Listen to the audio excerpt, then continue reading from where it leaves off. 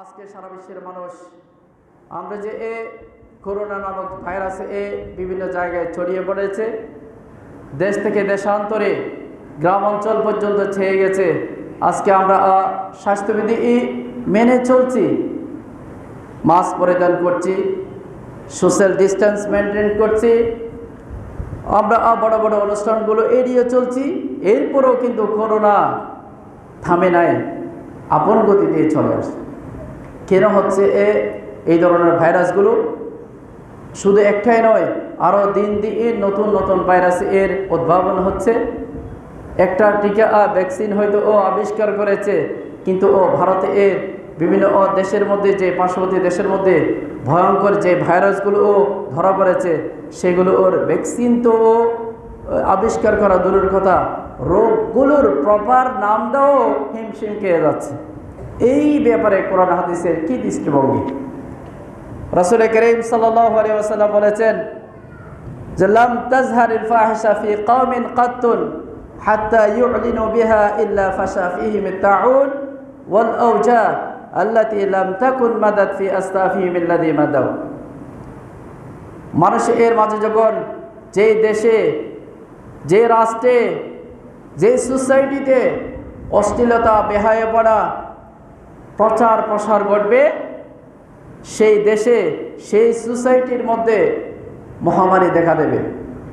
সেই সোসাইটিতে এমন কতগুলো রোগ আসবে যেগুলো রোগের নাম দিতে ডাক্তাররা পর্যন্ত হিমশিম খেয়ে যাবে। প্রতিষেধক আবিষ্কার করা দূরের কথা, এই ধরনের নাম আমাদের বাপদাদা 14 গোষ্ঠীও জানা নেই। এই ধরনের রোগ, নতুন নতুন রোগ সৃষ্টি হবে। এটা হচ্ছে আমাদের কৃতকর্মের, পাপের প্রায়শ্চিত্ত ভোগ করতে হবে। আমাদের দেশে অশ্লীলতা, বেহায়াপনা বেড়ে গেছে। আমরা মনে করি হজ করে আসলে, মসজিদে টুপি পায়জামা পরে আসলে আমি মনে করি আমি সবচেয়ে বেশি সৎ, আমার চাইতে বড় সৎ কেউ নেই। নিজেকে আমরা এটা দাবি করি। আসলে আমি কতটুকু সৎ, আমি কতটুকু অনেস্ট, আমি কতটুকু দিনদার, সেটা আল্লাহ রাব্বুল আলামিন জানে। বেহায়াপনা কিভাবে আমাদের কাছে ছড়াচ্ছে তার 2-4টি আমি উদাহরণ আপনাদের সম্মুখে পেশ করছি। কোরআন হাদিসের মধ্যে অসংখ্য বাণী, অতগুলো কোরআনে কারীমের আয়াত এবং হাদিস আমি উচ্চারণ করা বা তেলাওয়াত করার সময় সুযোগও হবে না। তো কোরআনে কারীমের মধ্যে প্রায় 24টি জায়গার মধ্যে অশ্লীলতা, বেহায়াপনার কথা বলা হয়েছে। কত যে ভয়ঙ্কর আপনারা চিন্তা করতে পারেন। আল্লাহ বলেছেন লা তাকরাবুল ফাওয়াহিশ মা যাহারা মিনহা ওয়া মা বাতান। আপনারা প্রকাশ্য অবস্থায় সকল ধরনের অশ্লীলতা থেকে আপনি দূরীভূত থাকবেন। নির্জন কক্ষে বসে আপনি মোবাইলের মধ্যে পর্নোগ্রাফি দেখছেন, মনে করছেন আল্লাহ আমাকে তো কেউ দেখছে না, কিন্তু আল্লাহ রাব্বুল আলামিন বলছে মা বাতান। নির্জন কক্ষে আপনি বসে বসে আপনার যে স্মার্টফোনে মধ্যে যে পর্নোগ্রাফিগুলো, আজকে হাতে হাতে অশ্লীলতা চলে আসছে। ছোট বাচ্চাদের থেকে শুরু করে বয়স্ক পর্যন্ত সবার কাছে এখন স্মার্টফোন। যে কোনো শিক্ষা আর বাহানা দিয়ে হোক বা খেলনার বাহানা দিয়ে হোক, বিভিন্ন অজুহাত থেকে আমরা আমাদের যুবক ভাইদের হাতে আমরা স্মার্টফোন তুলে দিয়েছি। রেকর্ড অনুযায়ী গবেষকরা বলেছেন যে যারা ফেসবুক এবং ইউটিউব ব্যবহার করে তাদের 65% ব্যক্তিরা পর্নোগ্রাফি দেখে। যেগুলো দেখে কোটি কোটি টাকা মুসলমানদের সন্তানদের হাত থেকে খ্রিস্টানরা নিয়ে যাচ্ছে। অর্থনৈতিকভাবে আমরা পঙ্গু হয়ে যাচ্ছি। অর্থনৈতিকভাবে আমরা পঙ্গু হয়ে যাচ্ছি। দেখাচ্ছে আমাদেরকে পর্নোগ্রাফি, নিয়ে যাচ্ছে আমাদের টাকা। 2 নম্বর কথা হচ্ছে আমরা যে গান বাজনাগুলো যেভাবে আমাদের কাছে ছয় লাভ হয়ে গেছে, গান বাজনা আমরা একজন হুজুরের ওয়াজ পড়ালে এর দাম দিয়ে থাকি 2000 টাকা। একজন নর্তকী গায়িকাকে আপনি 2000 টাকা দিয়ে সন্তুষ্ট করতে পারবেন না। যে সমাজের মধ্যে কোরআন হাদিসের আলোচকের চেয়ে গায়িকা আর নর্তকীর দাম বেড়ে যাবে, সেখানে তো অশ্লীলতা বাড়বে, সেই সমাজে তো বেহায়াপনা বাড়বে, সেই সমাজে এর মধ্যে বিবাহ বিচ্ছেদ বাড়বে, সেই সমাজে এর ছেলেরা বাবার কথা শুনবে না এবং বাবারা ছেলেদেরকে কন্ট্রোল করতে পারবে না, নিয়ন্ত্রণের বাইরে চলে যাবে। সমাজে এর এই সোসাইটির নিয়ম নীতিগুলোও তছনছ হয়ে যাবে। বিনোদনের স্পটগুলো আমাদের এর জন্য অশ্লীলতা বেহায়াপনা ছড়ার অন্যতম একটি কেন্দ্র পরিণত হয়েছে। কাজের ফাঁকে ফাঁকে আমরা অনেকে মনে করি সারা সপ্তাহ আমরা ব্যাংকে চাকরি করেছি, সারাদিন চাকরি করেছি, পরিবারের সদস্যদেরকে নিয়ে একটু বিনোদন করব, কোরআন হাদিসের দৃষ্টিতে আছে। কিন্তু বাংলাদেশে বিনোদন করার মতো, কোরআন হাদিসের দৃষ্টিতে বিনোদন করার মতো কোনো স্পট খুঁজে পাওয়া যাবে না। সেখানে গিয়ে ছোট ছোট বাচ্চারা বিভিন্ন অশ্লীল দৃশ্যগুলো দেখে তারাও নিজেরা অ্যাপ্লাই করতে শুরু করে। আমাদের এর মা বোনরা আজকে আমাদের এর ঘরের বাইরে চলে গেছে সহশিক্ষার নাম দিয়ে। কো এডুকেশন এটা অশ্লীলতা ছড়ানোর অন্যতম একটি মাধ্যম। স্কুল কলেজ আপনারা গবেষকরা বিশ্লেষণ করে দেখেছেন যে সমস্ত প্রতিষ্ঠানের মধ্যে কো এডুকেশন এর সিস্টেম নেই, যেই জায়গাগুলোতে সহশিক্ষার ব্যবস্থা নেই, সেখানে এর স্টুডেন্টদের শিক্ষা আর হার এবং তাদের পাশের হার যে কো এডুকেশনের শিক্ষা প্রতিষ্ঠানের শিক্ষার হার হচ্ছে এটা অনেক বেশি। কোনো না কোনোভাবে তারা বিভিন্ন অজুহাত দেখে বিভিন্ন অশ্লীল কাজে তারা জড়িয়ে পড়ছে। এরপর হচ্ছে আমরা বেহায়াপনা আমরা দেখতে পাচ্ছি আমাদের সমাজের মধ্যে নারী পুরুষের অভিন্ন কর্মস্থল। আমরা যতই ডাক্তার হই, ইঞ্জিনিয়ার হই না কেন, বাংলাদেশে রুলস বলেন বা আপনার আর সংস্থা কর্তৃক রুল বলেন 60% যে নারীদের এর কোটা আমাদেরকে চাপিয়ে দেওয়া হয়েছে। আপনাকে একজন নারীর পাশে বসে আপনার চাকরি করতে হবে, জব করতে হবে। 24 ঘন্টা আপনি আপনার ওয়াইফের কাছে কাটিয়েছেন 6 ঘন্টা। একজন গায়রে মুহরিম নারীর কাছে কাটাবেন আপনি প্রায় 12 ঘন্টা। দিন দিন আপনার প্রতি একটা তার মোহ জন্মে যাবে, যার কারণে বিবাহ বিচ্ছেদ ঘটবে, পালিয়ে যাবে, বিভিন্ন ধরনের এর কারণে অশ্লীলতা সমাজের মধ্যে পাবে। এরপর হচ্ছে নারীদেরকে আমরা ঘরের বাড়ি থেকে বের হওয়ার জন্য কোরআন হাদিসের দৃষ্টিতে একদিন এক রাতে এর দূরত্বে কম সময়ের মধ্যে আপনি নারীদেরকে ছেড়ে দিতে পারবেন। এত পরিমাণ দূরত্বের মধ্যে কোনো নারীকে একাকে ছেড়ে দেওয়া ইসলামের দৃষ্টিতে এটা নিষেধ। লা তুসাফিরান্না ইমরাতুন মাসিরাতা ইয়াউমিন ওয়া লাইলাতিন ইল্লা ওয়া মা'আহা যু মুহরিম। আপনার স্ত্রী, আপনার মেয়ে যে সকাল থেকে বের হয়ে গেছে, আসতে সন্ধ্যার সময় কোনো ধরনের এর মুহরিম নাই, কোথায় দিন কাটাচ্ছে, কোথায় রাত কাটাচ্ছে, কার সাথে থাকতেছে, মেলামেশা করছে, আমাদের কোনো খোঁজখবর নাই। অথচ আমি তসবিহ নিয়ে মসজিদে বসে আছি। আল্লাহর কসম করে বলছি, যে ব্যক্তি পর্দাহীনতা অবস্থায় থাকবে তার সালাত নামাজ আল্লাহ কোনো কবুল করবে না। তো হুজুর আমি কি করব? আমার কথা তো শুনে না। আপনার কথা শোনার কুল্লুকুম মাসউলুন ওয়া কুল্লুকুম মাসউলুন আন রাইয়াতিহি। আপনি পরিবারের দায়িত্বশীল, প্রাইম মিনিস্টার পুরো দেশে এর দায়িত্বশীল, আপনি আপনার পরিবারের দায়িত্বশীল। আপনার পরিবারের কোনো ব্যক্তি সদস্য যদি ইসলামের গণ্ডির বাইরে যায়, আপনাকে তার জবাবদিহি করতে হবে। আপনার বাচ্চাকে যখন 7 বছর পদার্পণ করার পূর্বে নামাজের প্রশিক্ষণ দিতে বলা হয়েছে, মুরু আওলাদাকুম ওয়া হুম আবনাউ সাব'i সিনিন। তার অর্থ হচ্ছে আপনার দায়িত্ব হচ্ছে একজন সন্তানকে যখন 7 বছর পদার্পণ করবে এর পূর্বে আপনাকে কোরআনে কারীমে এর বিভিন্ন সূরা যেগুলো না হলে নামাজ হয় না, যে মাসাইলগুলো না হলে নামাজ শুদ্ধ হবে না, সেই জরুরি মাসাইলগুলো কোরআন হাদিসে সেই সূরাটুকু তাকে শিখিয়ে দেওয়া, আত্মস্থ করে দেওয়া আপনার দায়িত্ব। কারণ নাইলে আপনি নির্দেশ দিবেন কিভাবে? নির্দেশ দেওয়ার আগে একজন সন্তানকে আপনার মৌলিক শিক্ষাগুলো দিয়ে দিতে হবে। এটা আপনার দায়িত্ব, এটা আপনার দায়িত্বে এর ভিতর থাকতে হবে। নাহলে কালকে আমাদের মাঠে ওরকম বুঝে না কোনটা ভালো কোনটা খারাপ। কালকে আমাদের মাঠে যখন আপনার বিরুদ্ধে সে নালিশ দেবে, বলবে কি? বলবে যে সাদাতানা ওয়া কুবারানা ফাদাল্লুনা সাবিল রব্বানা আতিহিম দি'ফাইনি মিনাল আযাব ওয়াল আনহুম লানান কাবীরা। এই সমস্ত আমার বাপ চাচারা আমাদেরকে মিসগাইড করেছে, আমি কোরআন হাদিসের সঠিক জ্ঞানগুলো আমি পাইনি, সেজন্য আজকে আমার এই অবস্থা, আমার শাস্তি সহ তাকে দান করুন।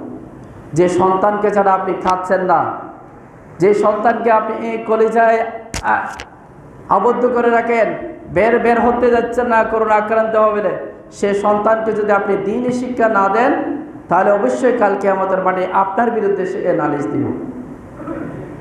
সেজন্য আমার আর আপনার দায়িত্ব অবশ্যই পালন করতে হবে। আমি বলতে চেয়েছিলাম আমাদের সমাজের মধ্যে করোনা মহামারী আসছে কেন আসছে, তার কারণটি হচ্ছে বিশ্বনবী বলেছেন, যে সমাজের মধ্যে বেহায়াপনা, অশ্লীলতা, জেনা ব্যভিচার বেড়ে যাবে, সেই সমাজের মধ্যে নতুন নতুন রোগ সৃষ্টি হবে। সেখানে এমন কোনো সোসাইটি বাকি থাকবে না যেখানে এর মধ্যে করোনা নয় আরও ডেঞ্জারাস ভাইরাস তাদেরকে আক্রান্ত করবে না। যদি আমরা বাঁচতে চাই তাহলে অবশ্যই আমাদেরকে বেহায়াপনা, অশ্লীলতা থেকে আমাদের দূরে থাকতে হবে। 2 নম্বরের কথা হচ্ছে, বিশ্বনবী সাল্লাল্লাহু আলাইহি ওয়াসাল্লাম বলেছেন, ওয়ালাম ইয়ানকুসুল মিকিয়াল ওয়াল মিজানা ইল্লা উখিযু বিসসিনিন ওয়া শিদ্দাতুল মাউনা ওয়া জুরুস সুলতান আলাইহিম। 5টির কথা হাদিসের মধ্যে উল্লেখ করেছেন, আমি 2টি আপনাদের সম্পর্কে উল্লেখ করতেছি। 2 নম্বর কথা যে কথাটি বলতে চাচ্ছি সেটা হচ্ছে, আমাদের ভাইদের মধ্যে যারা ব্যবসায়ী ভাইরা আছে তারা সবসময় ওজনে কম দিতে চায়। মনে করি আমি ওজনে কম দিয়ে নিজেকে একটা ওভার স্টিম মনে করে আমি আজকে প্রতারিত করতে পেরেছি, এটা নিজের জন্য বাহাবা বলে মনে করি। বিশ্বনবী বলেছেন, যারা ওজনে কম দেবে তাদেরকে 3টি মারাত্মক ধরনের রোগে আক্রান্ত করবে, তাদেরকে বিপদের সম্মুখীন করবে।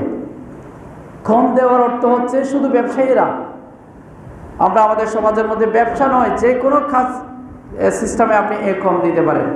যেমন মনে করেন শিক্ষকরা যারা আছেন তারা যদি শিক্ষকতা পেশায় ছাত্রদেরকে কম দিচ্ছে, তাদেরকে প্রাইভেটের কথা বলেন।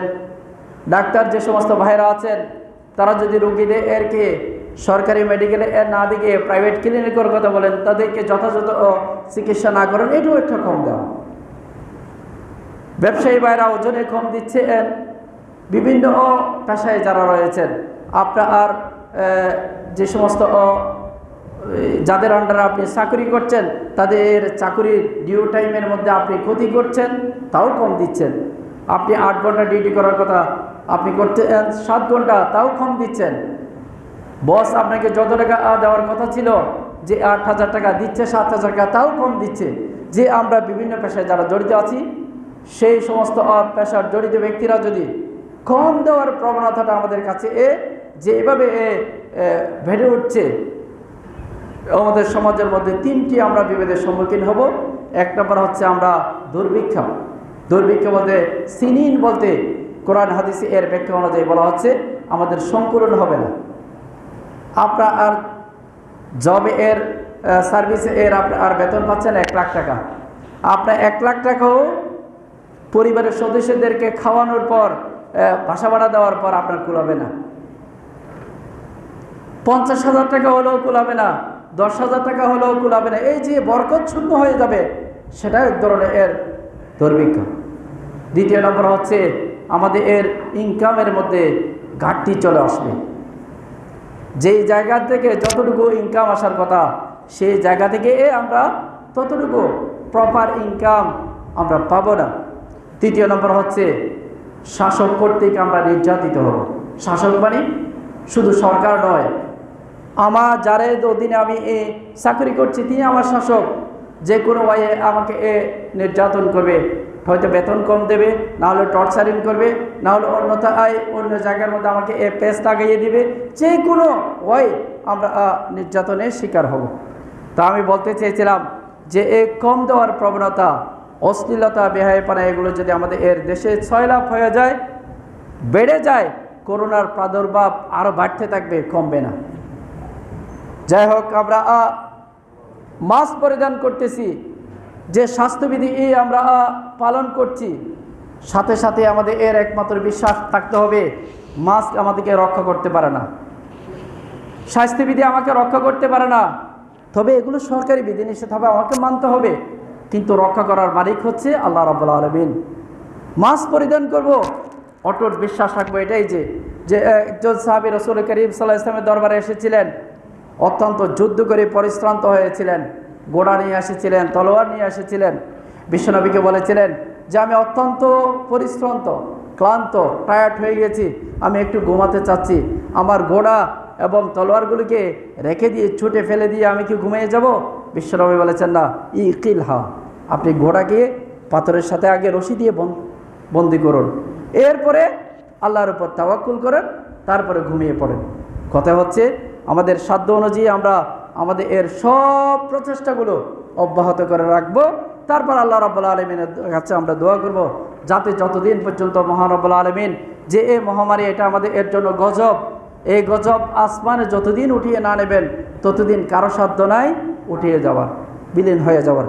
আল্লাহ আপনার কাছে কান্নাকাটি করব, তওবা করব, ইস্তেগফার করব, শয়তানের পরচালা থেকে আমরা নিজেদেরকে রক্ষা করব, পরিবারের সদস্যদেরকে বাঁচিয়ে রাখার চেষ্টা করব, যাতে রব্বুল আলামিন আমাদের সকলকে এই করোনা মহামারী থেকে রক্ষা করে এবং আমাদের সবাইকে এই অবসর সময়টুকু যে আল্লাহ রাব্বুল আলামিনের পক্ষ থেকে আমরা পেয়েছি এটাকে মূল্যায়ন করতে হবে। এই ব্যাপারে আমি 2-4টি কথা কিভাবে আমরা আমাদের অবসর সময়টুকু কাটাবো তার কিছু দিক নির্দেশনা আপনাদের সম্মুখে তুলে ধরতে চাচ্ছি।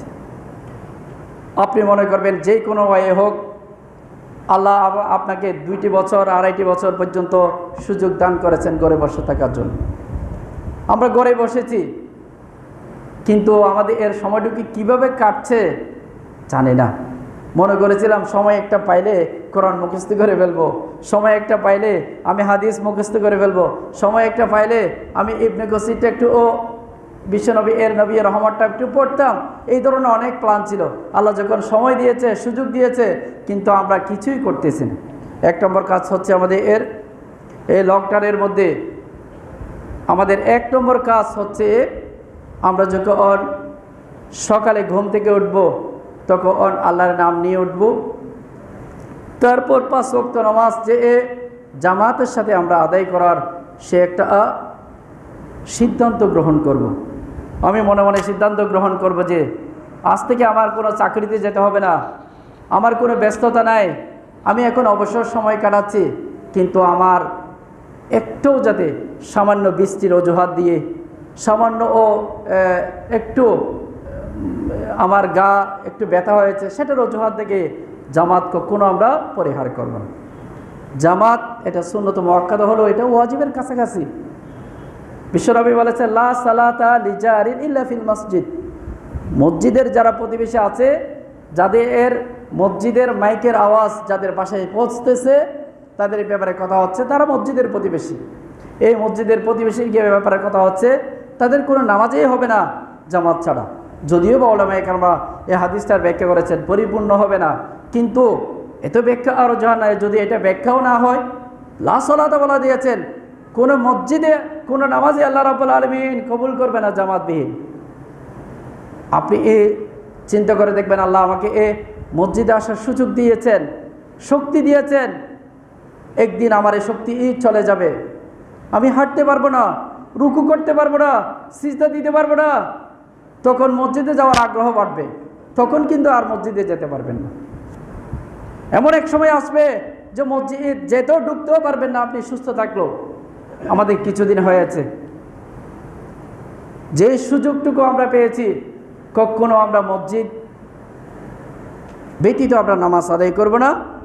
যদিও আমরা আমাদের এর ঘরের মধ্যে নামাজ আদায় করি, তবু আমাদের এরকে মসজিদের মধ্যে ফরজ নামাজগুলো আদায় করে তখন আমরা বাসায় গিয়ে বিভিন্ন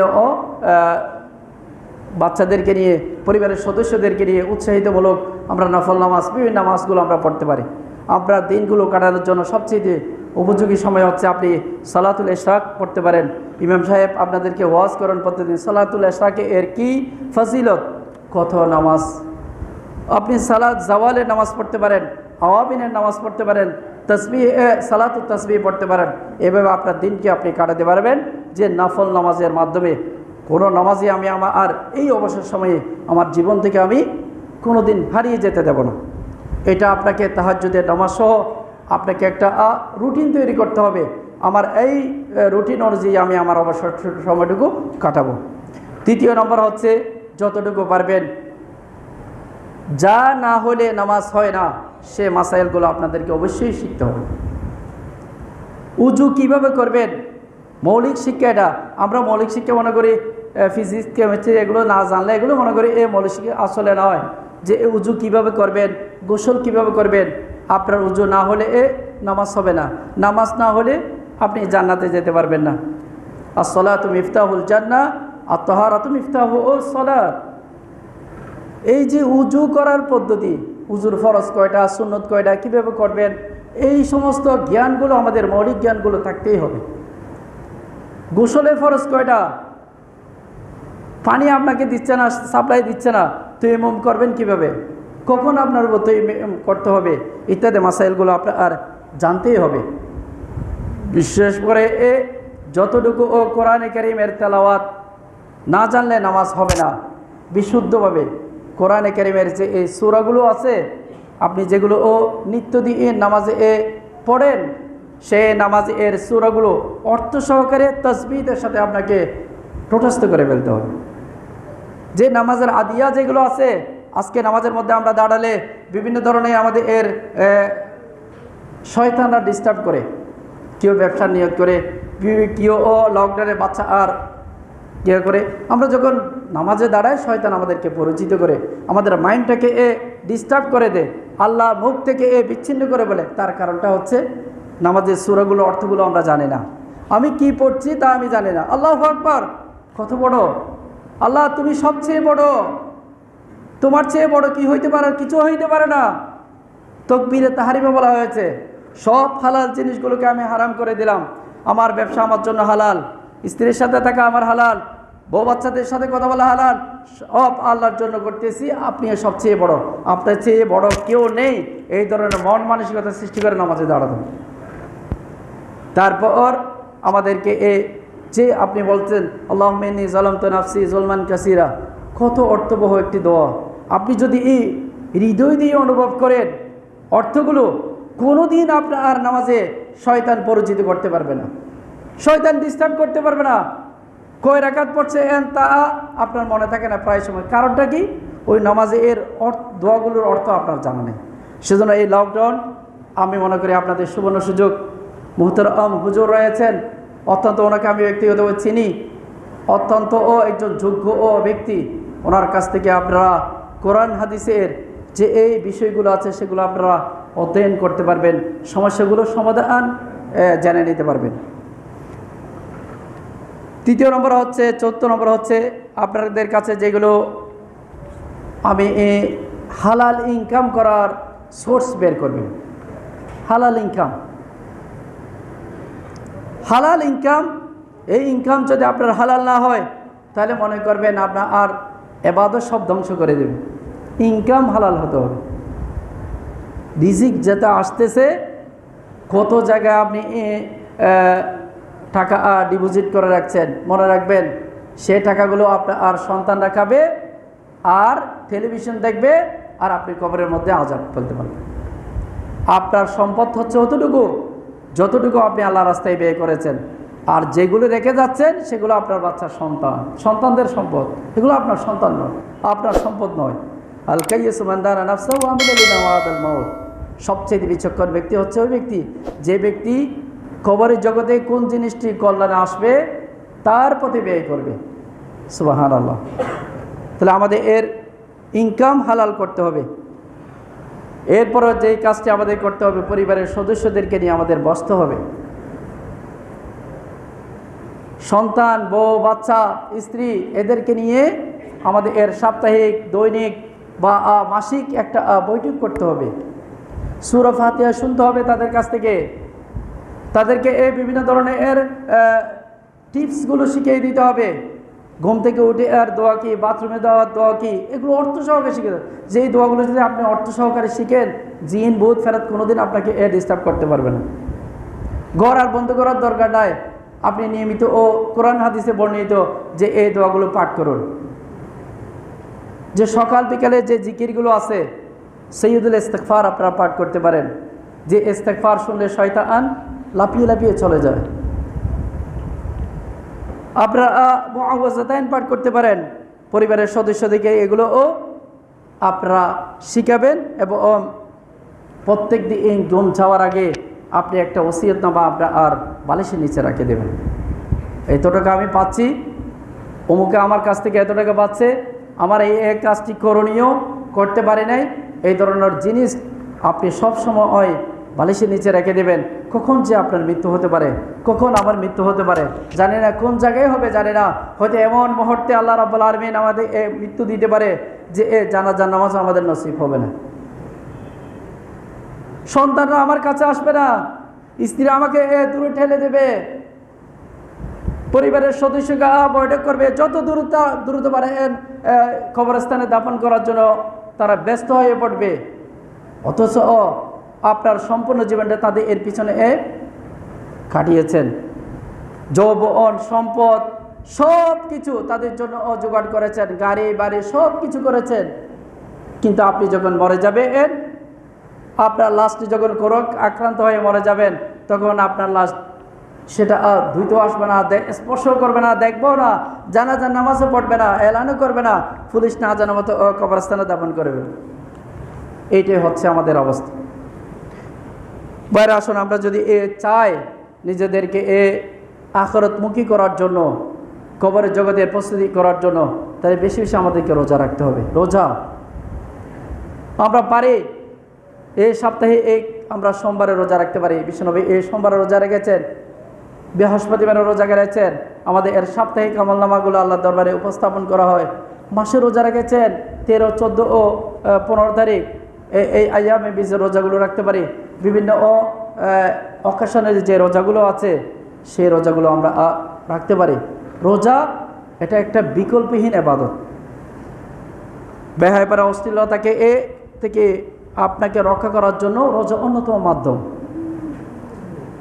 বিশ্বনবী বলেছেন যে রোজা মানুষের লা আদলা ফিহা, এমন একটি এবাদত, নামাজ, হজ, রোজা, যাকাত সব কিছু আছে, কিন্তু জুড়িবিহীন এবাদতের নাম রোজা। নামাজ এটার মধ্যে একটা লৌকিকতা প্রদর্শন করার সুযোগ রয়েছে। হজ, কারণ নামাজ পড়তে আসতে মুসল্লি বলবে, নামাজি বলবে, কিন্তু হাজি সাহেব বলবে, জাকাত দিলে দানশীল বলবে। বিভিন্ন এবাদতের মধ্যে আপনার একটা নাম পরিবর্তন হওয়ার, চেঞ্জ হওয়ার সুযোগ আছে। রোজা যদি আপনি কাউকে না বলেন, আপনাকে রোজাদার বলার কেউ সুযোগ নাই। সেজন্য রোজা একমাত্র আল্লাহর জন্য হয়ে থাকে। রোজার মধ্যে যে এই এবাদত, যে এই আল্লাহ রাব্বুল আলামিনের যে তাকওয়া অর্জিত হয়, অন্য কোনো এবাদতে তা অর্জিত হয় না। সেজন্য আমি মনে করি এটা আল্লাহ রাব্বুল আলামিনের পক্ষ থেকে আমাদের জন্য সুবর্ণ সুযোগ যে আমরা আমাদের এর নফল রোজাগুলো সেখানে রাখতে পারি। নফল রোজা রাখা আর অসংখ্য হাদিস শরীফের মধ্যে ফজিলতের কথা রয়েছে। আপনি আর জাহান্নাম থেকে বহু দূরে আপনি অবস্থান করবেন। খন্দক পরে গর্ত বা মা বাইনা সামাওয়ালার ইত্যাদি হাদিস শরীফের মধ্যে আছে। আসমান জমিনের ব্যবধান সমতুল্য পরিমাণে আপনি এই জাহান্নামের আগুন থেকে দূরে থাকবেন।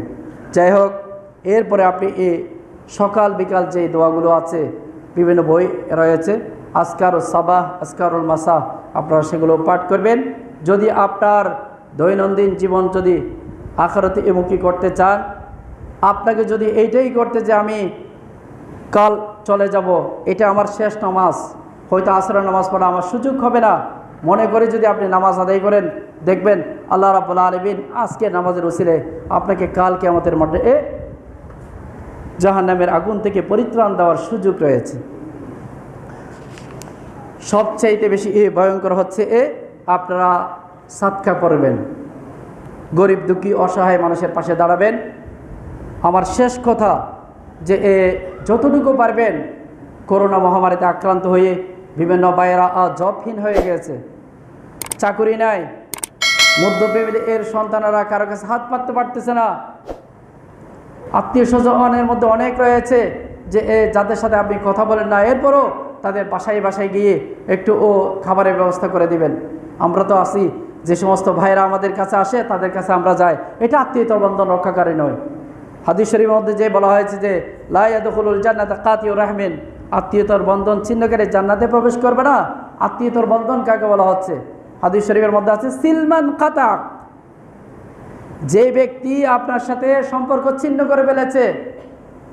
আমরা তো সম্পর্ক ছিন্ন করা বিভিন্ন ওয়াই পাই, দেখতে পাই, সম্পদ থেকে বঞ্চিত করে ভাই বোনেরা যে বিভিন্ন ধরনের দোকানে ভাগ বাটোয়ারার মধ্যে বেশ কম হলে সম্পর্ক ছিন্ন হয়ে যাচ্ছে। যে আপনার সাথে কথা বলে না, যে আপনার সাথে দেখা করে না, আপনার বাড়িতে যে আসে না, সেই ব্যক্তির বাড়িতে যদি আপনি ইফতারের সামগ্রী নিয়ে, বিভিন্ন টাকা নিয়ে বা চাউলের প্যাকেট নিয়ে যদি আপনি সেই দরজায় কড়া নাড়তে পারেন, তাহলে আত্মীয়তা আর বন্ধন আপনি রক্ষাকারী হবেন। যে ব্যক্তি আপনার বাসায় আসে তার বাসাতে আপনি এমনি যাবেন, এটা আত্মীয়তার বন্ধন রক্ষাকারী। তার আসুন যতটুকু পারবেন আপনারা আসাদকাতু তারুদ্দুল বালা, এই করোনা মহামারী থেকে রক্ষা পাওয়ার জন্য, পরিবারকে রক্ষা করার জন্য, দেশকে জাতিকে রক্ষা করার জন্য আমাদের আল্লাহ রাব্বুল আলামিনের দরবারে কান্নাকাটি করতে হবে এবং পরিশেষে যতটুকু সাধ্য অনুযায়ী আমাদেরকে একনিষ্ঠভাবে খালিসান লিওয়াজহিল কারীম আল্লাহ রাব্বুল আলামিনের দরবারে কবুল হয় এমন মতো সাদকা করতে হবে। যতটুকু 5 টাকা, 10 টাকা, 15 টাকা, যে যতটুকু সাধ্য অনুযায়ী পারেন আল্লাহ রাস্তায় দান করবেন। আল্লাহ রাব্বুল আলামিনের কাছে দোয়া করছি, রব্বুল আলামিন যে আমার যে এই বক্তব্যের মধ্যে, কথার মধ্যে কোরআন হাদিস বিরোধী কোনো কথা থাকলে আল্লাহ তুমি এই মুসল্লিদের অন্তর থেকে সেগুলো বিলীন করে দিয়েন। আর যেগুলো কোরআন হাদিস অনুযায়ী কথা বলেছি আমাদের সকলকে আল্লাহ রাব্বুল আলামিন তুমি আমল করার তৌফিক দান করো। সকলের কাছে দোয়া প্রার্থনা করে আল্লাহ রাব্বুল আলামিনের কাছে শুকরিয়া আদায় করে আমি আমার সংক্ষিপ্ত কথা এখানে শেষ করছি। ওয়া আখিরু দাওয়ানা আলহামদুলিল্লাহি রাব্বিল আলামিন। আসসালামু আলাইকুম ওয়া রাহমাতুল্লাহি ওয়া বারাকাতুহু। যে সমস্ত ভাইরা সুন্নাত পড়েন